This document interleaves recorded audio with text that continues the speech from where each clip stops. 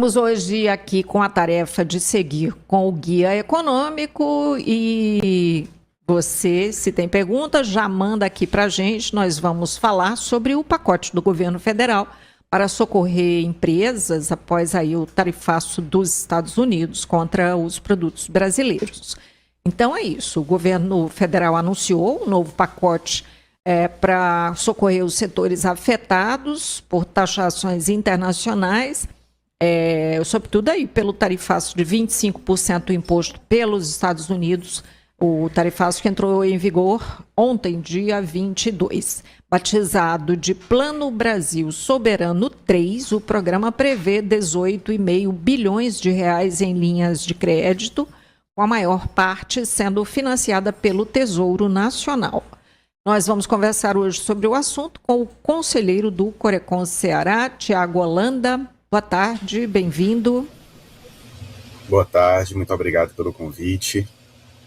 Bom, a gente tem aí uma lista, né, de setores mais afetados ou mais afetados, enfim. Para a gente começar aqui essa nossa conversa com esse valor aí anunciado pelo governo brasileiro, né? Na prática, como é que esse dinheiro pode ajudar esses setores? Qual é o seu entendimento?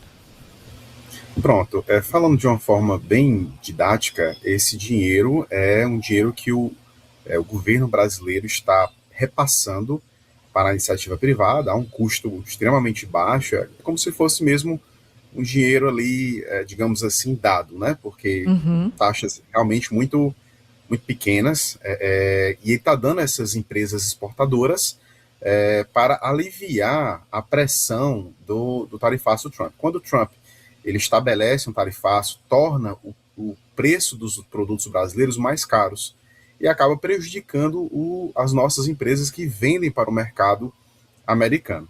E esse dinheiro do governo brasileiro vem exatamente tentar aliviar essa pressão. E a gente precisa só pontuar algo para deixar muito claro, para que todas as pessoas entendam que esse dinheiro é um dinheiro dos contribuintes, é o povo brasileiro que está arcando com essa conta, né? O Estado brasileiro ele sobrevive do dinheiro dos impostos. Então, ele está pegando esse dinheiro e repassando para a iniciativa privada, especialmente as grandes empresas exportadoras, exatamente para tentar aliviar essa pressão que veio com o tarifaço do Trump, tornando o nosso produto menos competitivo no mercado internacional.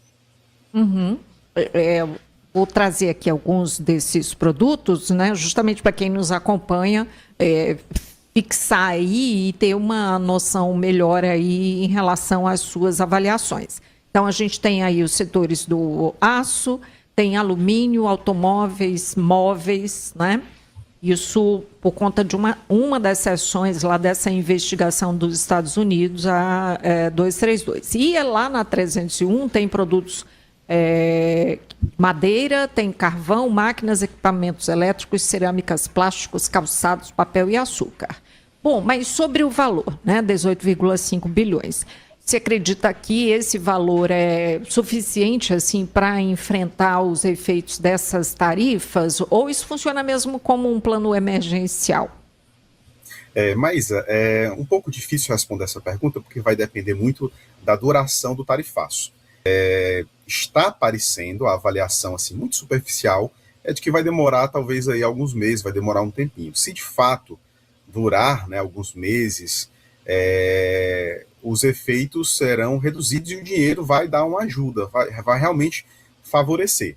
Porém, de toda forma, em qualquer cenário possível, a gente tem que entender que é uma medida emergencial.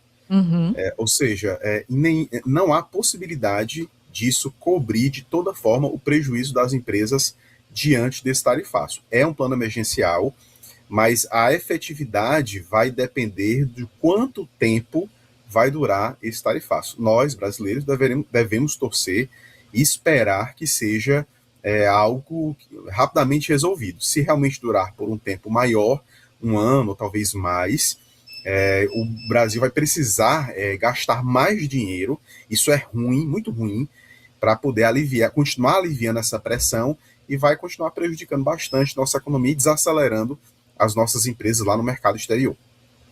Inclusive, né, a gente teve no ano passado, né, e teve o desfecho foi que o Congresso dos Estados Unidos considerou que aquilo ali não fazia sentido, enfim.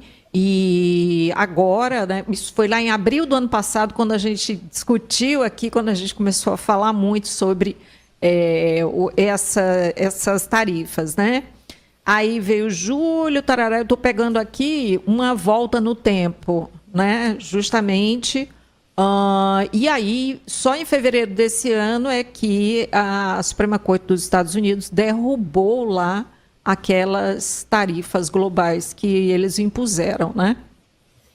Exatamente. Eu vou tentar fazer essa análise com muito cuidado, porque ela vai um pouco além da economia e entra, inclusive, no direito internacional.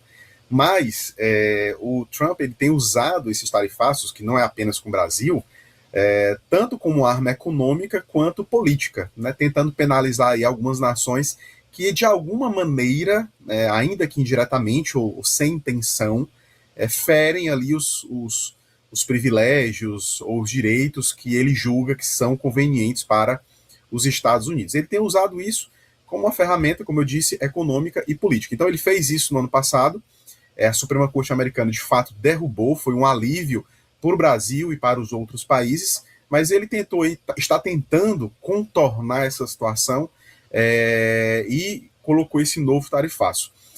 A gente sabe, né, a gente imagina que existem não apenas razões econômicas, apesar das alegações, das supostas alegações do governo americano, mas creio que também hajam outras razões aí de natureza política, e infelizmente, mas a gente tem que deixar isso bem claro, né? Independente do quanto a gente esteja ou não a favor do governo brasileiro, isso não vem ao caso no momento, a gente tem que deixar bem claro que isso prejudica a economia brasileira e prejudica, por consequência, o povo brasileiro, que já vem sofrendo aí há muitas décadas, nós somos um país emergente, a gente ainda não alcançou um grau de desenvolvimento, ainda temos muita pobreza, e quem sofre, no final das contas, em última instância, é a nossa população. Então a gente torce, a gente espera que essa situação se resolva para que o nosso país possa respirar, né, um mercado respirando, a gente consegue preservar empregos, consegue vender mais, e em última instância o nosso próprio povo, nossa própria população acaba sendo beneficiada.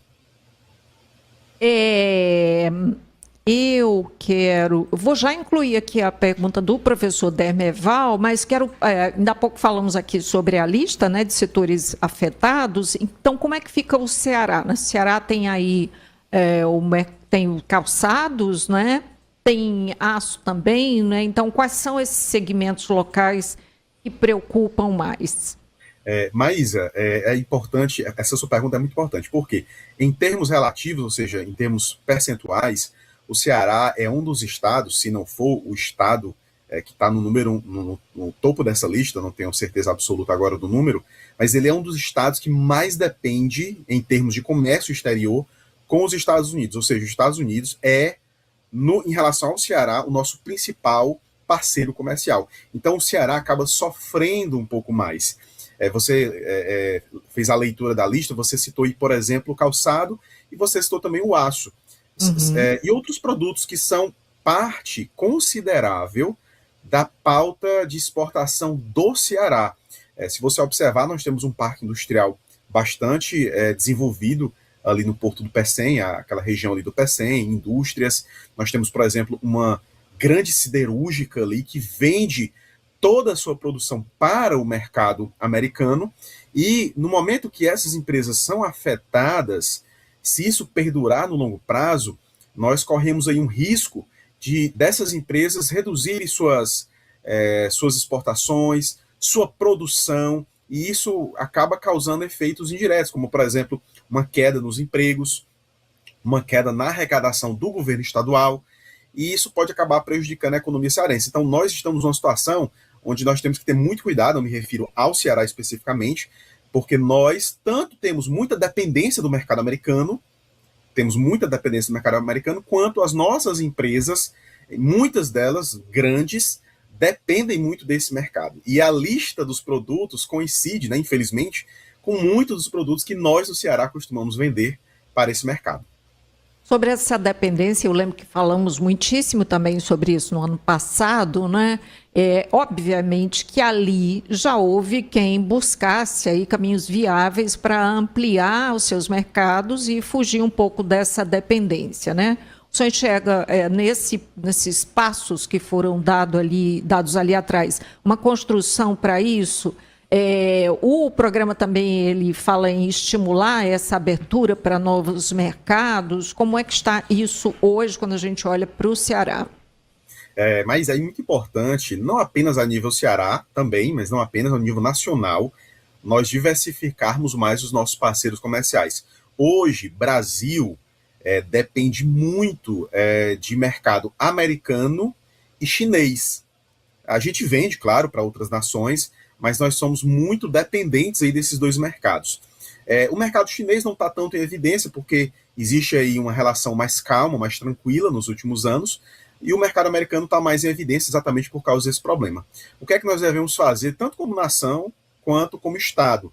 Procurarmos nos relacionarmos mais com outros países para quando situações como essa acontecerem, a gente não sofrer tanto. Isso é muito importante. E aqui eu coloco um ponto positivo, Maísa. Por quê? Nos últimos meses, saiu um acordo comercial histórico que já se prolongava há quase 20 anos e não era fechado, e foi fechado agora, do Mercosul, a qual o Brasil faz parte, com a União Europeia. Então, o mercado europeu hoje está mais aberto às nações do Mercosul, o que inclui a gente, e nós temos aí uma oportunidade maravilhosa para exatamente promovermos essa diversificação e não ficarmos tão refém de países como os que nós somos hoje, tão dependentes. Então, isso é uma prospecção para o futuro, que o Brasil deve se agarrar a essa oportunidade e sempre procurar parcerias comerciais novas para não ficarmos na mão de poucos fornecedores. E justamente as tarifas, né, a gente falou aí das questões políticas, mas tem também essa tentativa de minar um pouco essa amizade, digamos assim, são negócios, né, mas essa amizade Brasil-China, não é? Tem sim. Então, no seu entendimento, tem que, de fato, arregaçar as mangas, fazer como prioridade buscar novos mercados, sei, adaptar produtos, enfim, e não ficar esperando, porque, inclusive, tem a expectativa por novas tarifas, né? Exatamente. Infelizmente, nós estamos ainda no comecinho do governo Trump. Ele é uma pessoa... Está na metade. Exato, né? Ainda tem mais metade, né? Estamos na metade, já aconteceu um mundo de coisas, né? Então, como será a próxima metade? A gente fica ali com receio. O Trump, e aí eu abro um parênteses, isso é uma opinião mais pessoal, mas ele é muito instável, é muito ruim de comunicação, a gente nunca sabe o que esperar dele. Uma hora, né, ele diz uma coisa, depois volta atrás e diz outra. E assim, é tempo do Brasil arregaçar as mangas, como você disse, e ir atrás de outras parcerias, né? A gente é uma nação muito rica, com muitos recursos, nós somos uma nação diplomaticamente amiga de quase todos os países, nós temos poucos conflitos geopolíticos, e a gente tem que explorar, né, esse posicionamento do Brasil no mundo exatamente para nos colocarmos como um player mundial de comércio, né, e vendermos mais, fazermos mais acordos comerciais. Isso é muito bom. E você tocou no ponto, Maísa, muito importante. O crescimento da relação Brasil-China também tem incomodado bastante os Estados Unidos e provavelmente, né, a gente não pode bater o martelo sobre isso, provavelmente isso também é um fator motivador aí para esse tarifaço. Então, sim, é possível que outros tarifaços venham no futuro e a gente tem que ter esse cuidado. A participação aqui do professor Dermeval é justamente dizendo o seguinte: você pode perguntar ao ilustre entrevistado por que não usar bilhões de reais roubados dos cofres públicos, inclusive os criminosos desvios das emendas parlamentares, para ajudar as empresas que trabalham para desenvolver o Brasil. Não sei se você quer dar uma opinião sobre isso, mas é quase que como uma sugestão dele, né? Isso parece mais um desabafo do que uma pergunta, né? Mas eu concordo com o que o ilustre colega disse, né? O Brasil, né, a gente precisa deixar isso muito claro, o Brasil é uma nação muito rica, nós não somos... a nossa população é pobre, mas a nossa nação é rica. Nós temos muito... a arrecadação brasileira, ela é uma arrecadação das maiores do mundo, né? A gente só tem que começar a questionar, né, a quem está no governo, seja ele quem for, independente de partido, de qualquer coisa, como está sendo o investimento dessa nação. Então, de fato, temos que investir em locais, em situações que nos possam nos fazer desenvolver. E aí eu, como professor, e eu acredito que o colega também concordará com isso, eu acho que a educação sempre vai ser o caminho mais ideal para que, de fato, o Brasil possa desenvolver, crescer e se posicionar no mundo e a nossa população sair do estado que está e ter uma qualidade de vida melhor. A Letícia chama atenção aqui para um quesito que é a possibilidade desse crédito aí, né, que a maior parte, grandíssima maior parte, sai do Tesouro Nacional, 13,5 bilhões, risco de beneficiar apenas grandes empresas, deixando pequenas e médias de fora, com mais dificuldade de acesso. Eu acho que isso pode acontecer? Isso, eu não tenho os dados para dizer isso, mas possivelmente, potencialmente, digamos assim, isso vai acontecer. Por quê, Maísa? Esse valor ele vai ser direcionado para as empresas exportadoras, ou seja, empresas que atuam no mercado internacional.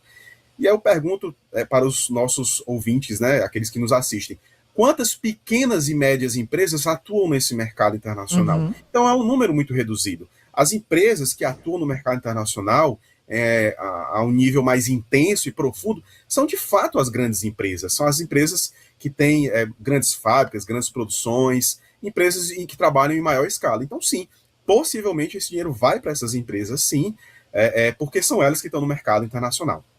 Pois não. Tiago Holanda, muito obrigada por estar conosco, pelos esclarecimentos, análise. Boa tarde e até a próxima. Muito boa tarde, um abraço a todos.